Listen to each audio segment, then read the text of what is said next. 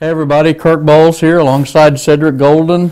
Cedric, no other way to say it, it was a very sad episode when we heard Vince Young, Longhorn legend, was arrested for driving under the influence late Sunday night. Your takeaway, you wrote a column about it. You and I were just talking about him. Yeah, we had an email conversation going during the NFC Championship game.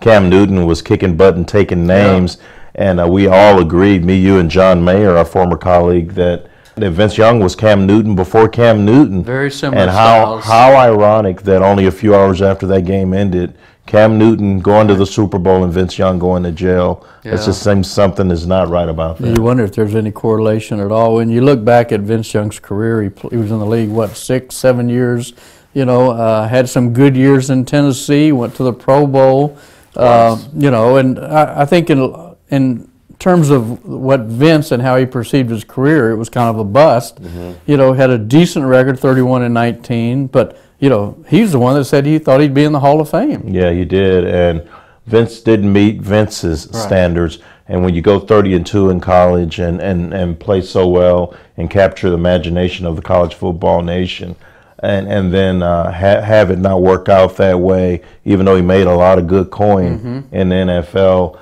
It just kind of brought it all back full circle after watching Cam Newton, because the whole time I was watching, I was thinking, man, Vince Young used to do that.